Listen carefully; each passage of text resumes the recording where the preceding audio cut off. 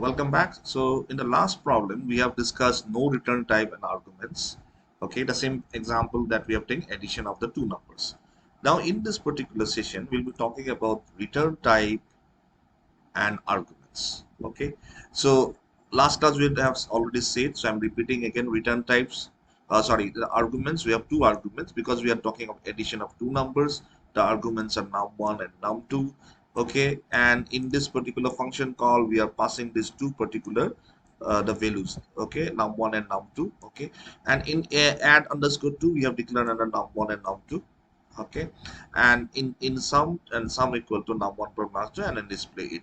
Now in this example which we have discussed about no return type and argument, now we'll be discussing about return type and arguments. So arguments are already there, so now we have to have a return type. What is the return type we'll have? Since it is of addition of the two numbers, we have taken integer, so the return type will be int.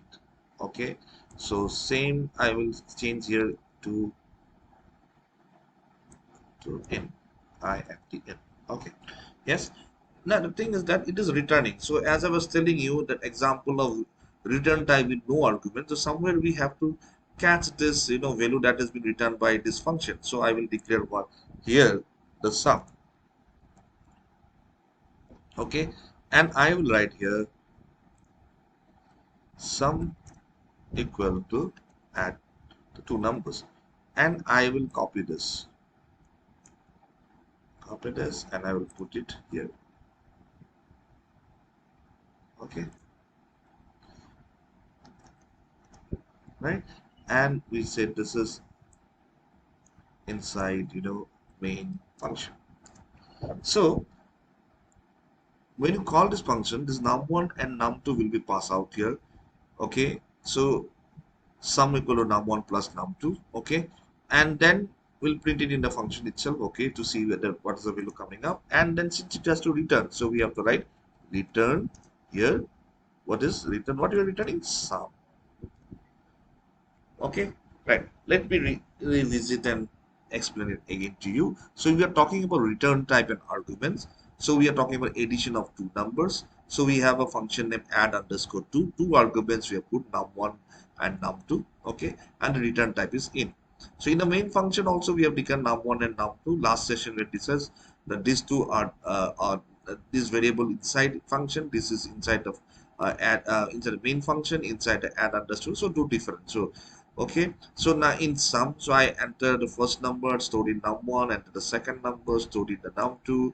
Okay, then I call this function add underscore 2, and I pass this to what you say values num1 and num2. Okay, since it is returning, so I've written sum equal to this, and then I'm printing this sum. Now let us go to the function. So it is in returning the int, two arguments are there. Okay, and then I need to declare a variable sum itself here, that this sum and this sum is different because this is inside the main, this is inside the add underscore 2 function. So sum equal to, I write num1 and num2, and I'm displaying inside the function sum, and since it's returning the value, so I return sum. Yes, right.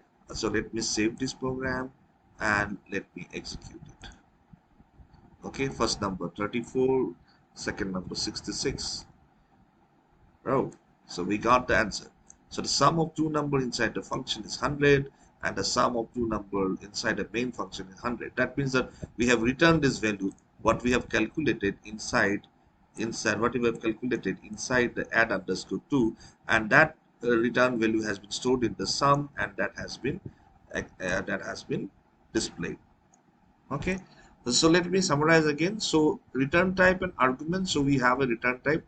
So here this return type is in, and we have the two argument again, num1 and num2. Okay, and in the in the function, this is the function call, and we are storing the return type in the value sum.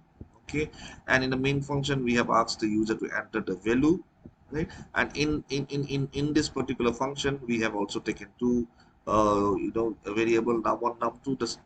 The value that we have taken 34 and 64 is stored in this 34, here 66, we have added 100, so sum became 100, so it has been printed here 100, and this return sum, that is nothing but returning 100, which is stored in here the 100, and that 100 has been again displayed out here.